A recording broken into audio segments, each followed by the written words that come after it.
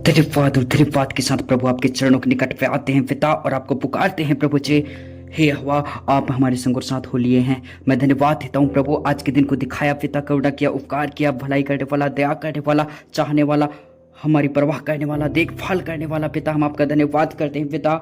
मुझ अनाथ लड़के को पिता, जो मेरे माँ बाप नहीं है, फिर भी मैं अपने दादी जी के साथ और अपने छोटे बहन के साथ पिता परमेश्वर, अपने इस बीस की उम्र में मेरे पिता परमेश्वर, मैं कैसा जी रहा हूँ पिता, आप जानते हैं पिता, कैसे मैंने तेरे अनुग्रह से खुद को कर्जे से बाहर निकाला, कैसे मैं ट्रेडिंग में बर्बाद हो गया था, लेकिन प्रभु तूने करुणा करके मुझे इन सब चीज़ों से छुड़ाया और बचाया और हर एक बर्बादी से बाहर निकाला पिता।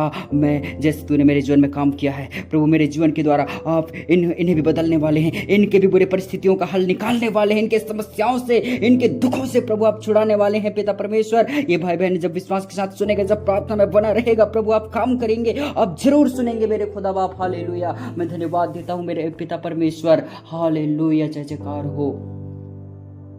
जीवन में कई बार ऐसे छड़ाते हैं जब बोझ बहुत ज्यादा भारी भारी सा लगता है, सहन करना बहुत तकलीफदार हो जाता है।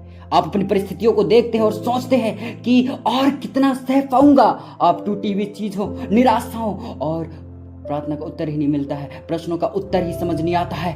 पर बाइबल हमें एक दूसरे को उत्साहित करने की शिक्षा देती है, और यही मैं आज करना चाहता हूं। चाहे आप किसी भी समस्या से क्यों ना गुजर रहे हो, मैं आपको याद दिलाना चाहता हूं कि सब कुछ परमेश्वर के हाथों में सौंप दीजिए। आपके जीवन पर अंतिम अधिकार प्रभु का है। इसका अर्थ है कि आपकी परेशानियां, आपके डर, असफलताएं और ठोकरें आपकी कहानी का अंत निर्धारित नहीं करती, बल्कि परमेश्वर करते हैं। इसलिए हार मत मानिए, हिम्मत मत छोड़िए और निराशा के आगे झुकिए मत, भले ही रास्ता लंबी लगे।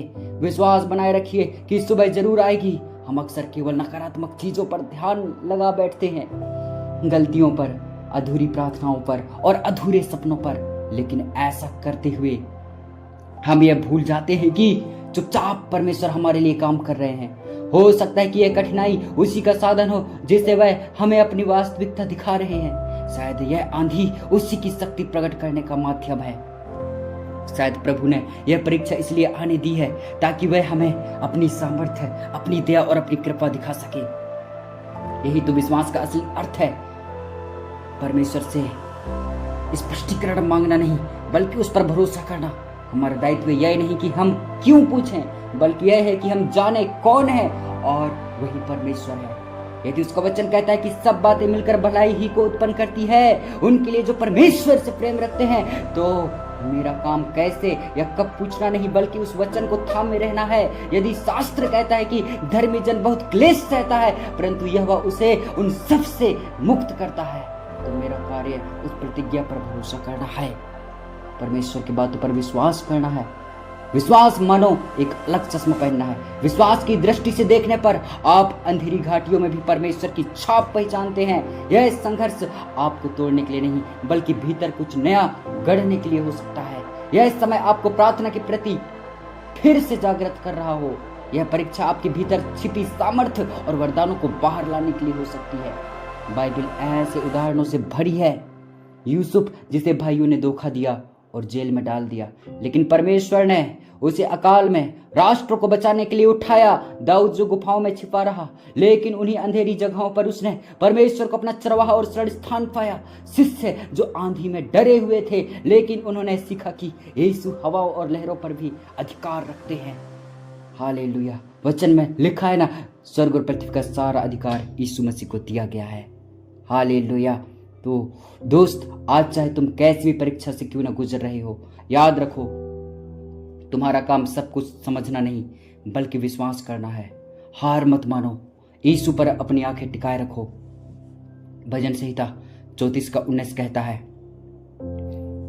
धर्मी जन पर बहुत सी विपत्ति पड़ती तो है, परंतु यहोवा उनको उन सब से मुक्त करता है। हालेलुया।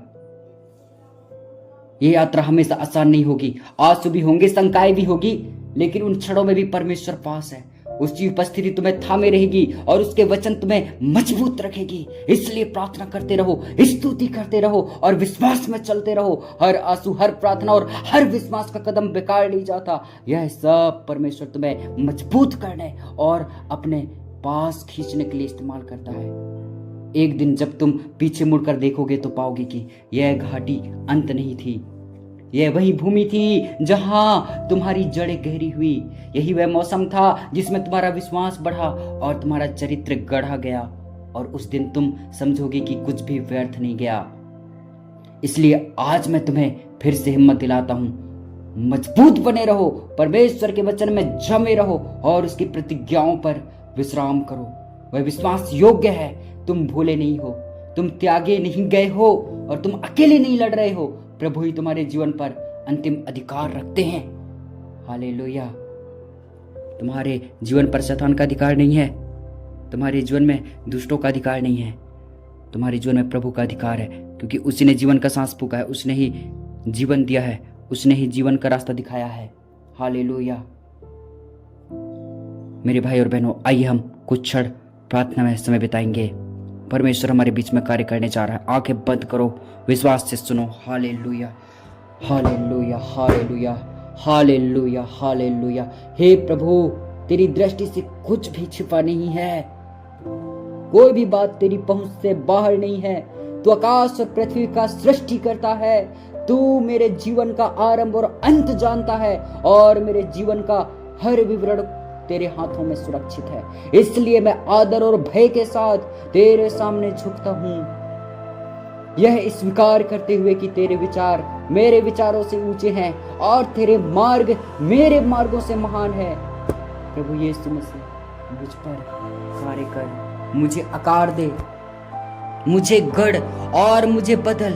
मैं वैसा नहीं रहना चाहता जैसा मैं हूं, मैं विश्वास में बढ़ना और परिपक्व होना चाहता हूं। मेरे पुराने सोच के ढांचे जो मुझे पीछे खींचते हैं उन्हें दूर कर, और मेरी बुद्धि को तेरे आत्मा के द्वारा नया कर। जब तू मेरी शक्ति को नया करेगा, मेरी ऊर्जा को ताजा करेगा और मेरी आत्मा को नया कर देगा, तब मैं आने वाले दिनों के लिए तेरी बुद्धि मांगता हूं। हर निर्णय के लिए मुझे विवेक दे, जब चिंता उठे तो मुझे शांति दे, जब उलझन आए तो मुझे स्पष्टता दे। हर लड़ाई के लिए मुझे तेरी अच्छी योजना दे, मेरा मार्गदर्शन कर, ताकि मैं अपनी सामर्थ्य से नहीं बल्कि पवित्र आत्मा की सामर्थ्य से लड़ सकूं।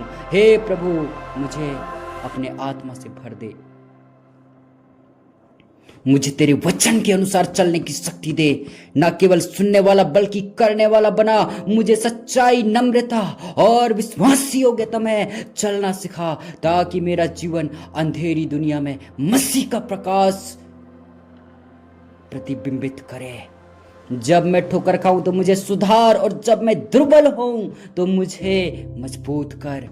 मैं प्रार्थना करता हूं कि जो भी दुष्ट आत्मा मेरे विरुद्ध उठते हैं, भय, शंका, लत, चिंता या कोई भी बोझ, उन सब को तू अपनी सामर्थ्य से गिरा दे।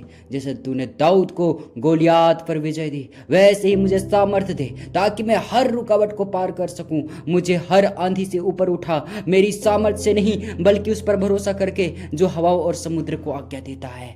हे प्रभु, मैं अपना जीवन तेरे हाथों में सौंपता हूं। मेरा परिवार, मेरे प्रियजन, मेरा स्वास्थ्य और मेरा भविष्य, मैं सब कुछ तुझ पर छोड़ता हूं, क्योंकि तू एक विश्वास योग्य परमेश्वर है जो अपने बच्चों से गहरा प्रेम करता है। मैं प्रार्थना करता हूं कि पवित्र आत्मा मुझे निरंतर मसीह की पहचान में बढ़ाए, ताकि मैं उसे केवल उद्धार करता ही नहीं बल्कि मित्र, शिक्षक और चरवाहा जानूं। हर परिस्थिति में, चाहे वह आनंदमय हो या दुख भरी, मुझे तेरी ओर निकट ला। मेरी कठिनाइयां मेरे विश्वास को घटाए नहीं बल्कि और गहरा करे। रोमियो 15:13 कहता है, आशा का परमेश्वर तुम्हें विश्वास करने में सब प्रकार के आनंद और शांति से परिपूर्ण करे, कि तुम पवित्र आत्मा की सामर्थ्य से असमय भरपूर हो जाओ। प्रभु, मैं इस वचन को थामे रहता हूँ। भले ही मेरा मन कैसे, क्यों और कब समझना चाहे, मैं अपने प्रश्न तुझ पर छोड़ता हूँ। मेरी समझ सीमित है, पर तू संपूर्ण चित्र देखता है। मैं तुझ पर भरोसा रखूंगा, क्योंकि तू कभी असफल नहीं होता। तू वही परमेश्वर है जो अपने वचन को पूरा करता है। मेरी आंखें विश्वास से खोल और मुझे सिखा कि मैं दृष्टि से नहीं, विश्वास से चलूं। जब कठिनाइयां आए, मुझे समझा कि कई बार तू परीक्षाओं को एक विशेष उद्देश्य के लिए अनुमति देता है। याकूब 1:2 और 4 कहता है कि जब तुम नाना प्रकार की परीक्षाओं में पड़ो तो उसे पूरे आनंद की बात समझो, क्योंकि तुम्हारे विश्वास की परीक्षा धैर्य उत्पन्न करती है। और धैर्य को अपना पूरा काम करने दो, ताकि तुम परिपक्व और सिद्ध बनो और तुम्हें किसी बात की घटी ना रहे। प्रभु, यह सच्चाई मेरे हृदय में गहरी जड़ें जमा ले। मेरी परीक्षाएं मुझे आत्मिक परिपक्वता में लाएं। धैर्य मुझ में इतना प्रबल हो जाए कि मेरा चरित्र मसीह की सामर्थ्य और सुंदरता को दिखलाए।